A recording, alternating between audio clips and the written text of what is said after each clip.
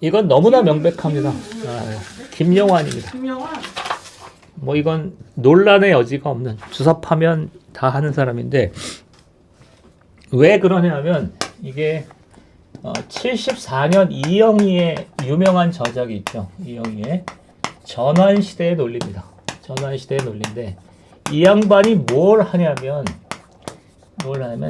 어디를 옹호하냐면 그 마오쩌둥 휘하의 중국 문화대혁명을 옹호합니다. 그다음 베트남 전쟁을 옹호해요. 근데 이 사람이 근데 왜 그러면 중국과 베트남이 아니라 북한 얘기는 왜 안 했냐라고 하면, 북한에 대해서는 정보가 생각보다 별로 없었어. 그러니까 나 같아도 70년대 그 북한 얘기를 해봐 그러면은 TV에서 뭐 그러니까 소련 중국이 있고 북한이라는 좀 꼬맹이 사회주의가 있다는 게 70년대 얘기예요. 그러니까 중국을 먼저 얘기하고 그다음에 북한을 조그맣게 얘기하는 게 70년대적 전통이라고. 그래서 그리고 북한에 대해서는 알려진 게 별로 없었는데, 근데 가만히 보면 그 이영희가 옹호했던 사회주의라는 건 중국, 베트남이니까 그 북한하고 이 계보가 같거든요. 그러니까 프랑스, 영국, 뭐 이탈리아 같은 유럽 사회주의도 있고, 그 다음에 러시아 같은 소련형 사회주의, 소련 동구형 사회주의도 있고, 중국, 베트남 같은 동아시아 사회주의도 있는데, 이 사람은 동아시아 사회주의를 옹호한 거야. 그러니까 그 전환시대 논리를 쭉 따라가 보면 뭐가 나오냐면, 그럼 북한은 뭐예요? 이렇게 나온 거야. 계속 북한은 뭐예요? 그러니까 80년대 초반이 되면 우리나라 그 80년대 초중반 학번들이 볼 때는 중국, 베트남이 그러하다면 그러면 북한은 뭡니까? 이런 질문이 있었습니다. 지금 아마 약간 착오가 있으신 것 같은데, 그 치과 의사 이자 산업부 장관 했던 그 김영환이라고 지금 여쭤보는데요. 그 김영환 선생은 연대 73학번이고요. 지금 이 얘기는 서울대 82학번입니다. 틀렸습니다. 동명이인. 네, 동명이인입니다. 그래서 얘가 얘기하고 싶은 건 80년대 초반이 되면 북한이 뭐냐라는 질문을 이렇게 학생들이 대학생 사회에서 광범위하게 갖고 있었는데, 그렇지만 북한에 대해서 무언가 얘기를 하더라도 그 당시에 북한을 잘못 얘기했다는 골로 가는 거거든요. 그러니까 아주 천재성과 그 다음에 약간 깡다구가 있지 않으면 할 수 없는 일인데, 이 양반이 그걸 하죠. 김영환이 85년 6년도에 북한이 우리한테 뭐냐? 자, 북한은 6.25 때 우리나라를 침공한 악당이냐? 두 번째는 사회주의 국가인데 우리하고는 별 상관없는 존재냐? 이런 얘기를 쭉, 이런 질문 속에서 북한은 오히려 그 민족 해방 투쟁의 전통을 갖고 있고 6.25 때 그 한반도 남단을 혁명하려다가 실패했지만 여전히 지금도 우리가 믿고 따라야 될 존재다. 이렇게 해버린 거예요. 86년에 김영환이. 그러니까 무서운 일이죠. 저는 사실은 86년에 그 얘기를 들었습니다. 그런 얘기를 들었고, 그 다음에 나보러 선서하래. 그러니까 북한의 남침인데 그게 사실은 혁명을 하는 과정이었고, 조금 실패했지만은 북한은 여전히 믿고 가야 되는 존재다. 그거를 이제 86년도 이때 했다는 거죠. 네. 무서운 이야기죠. 그런데 이거를 했습니다. 그러니까 저도 이제 논리적으로는 무서워서 받아들이기 쉽지 않을 정도로 놀라운 주장들을 했죠. 김영환입니다. 원자력 Q쌤이 지금 한호석 얘기를 하시는데, 맞아요. 그렇습니다. 2000년대 초중반이 되면 그 주사파 조직에서 완전히 한호석 문건으로 통일됩니다. 저도 이제 범민련 교육할 때 많이 했습니다. 그 다음에 두 번째는 이제 깡다구죠. 깡다구. 이렇게 그냥 이거는 주체 사상, 그 다음에 북한 뭐 이런 얘기잖아요. 그런데 그러면 그걸 갖고 실제로 무엇을 할래? 이거 좀 다른 얘기잖아. 근데 뭘 하죠? 86년에 서울대 82학번, 83학번들을 동원해서 이 사람들을 주력으로 해서 뭘 만드냐면 구국학생연맹을 만듭니다. 학생연맹. 구국학생연합 9학년을 만들고, 9학년에 당시 운동권 거의 전체 83학번, 84학번들 전체가 들어가요.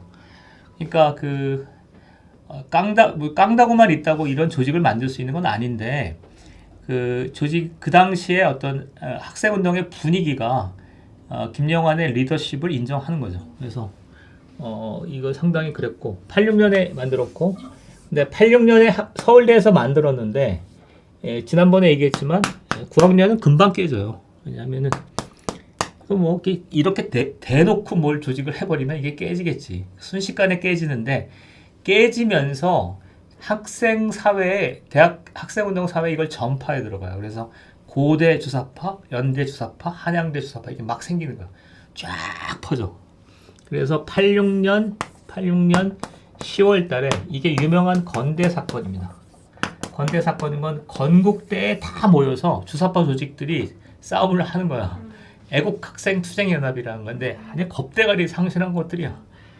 이렇게 돼서 근데 이때 이제 아작이 나버렸는데 문제는 싸웠다 하면 이제 공권력과 뭐 저런 투쟁을 했다는 건가요? 그러니까 집회를 했는데 네. 전국 애국학생투쟁연합이라는 조직을 결성하고 집회를 하는데 이 경찰이 그 집회하는 걸 알고 치고 들어와서 한 건대 건물 한 5-6개에 흩어졌고 3일간 농성하다가 연행된 그런 거죠.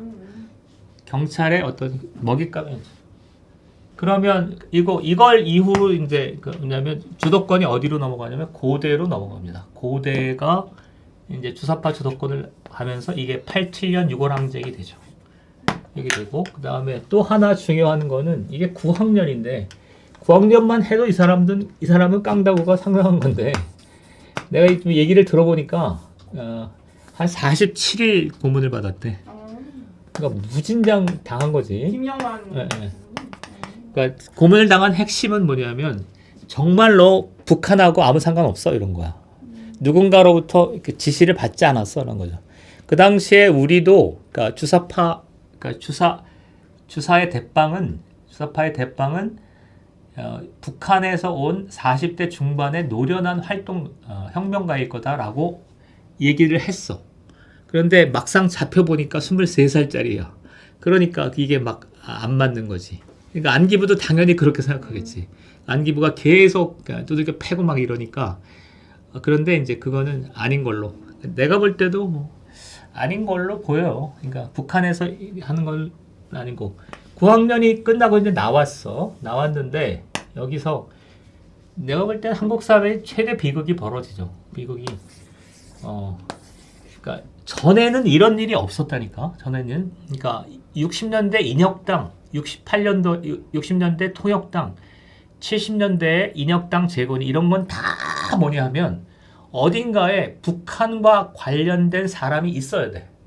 그러니까 내가 월북을 했는데 그 북한에서 그 월북한 사람을 내려보내서 자기가 아는 삼촌, 자기가 아는 친구들을 조직하는 거지.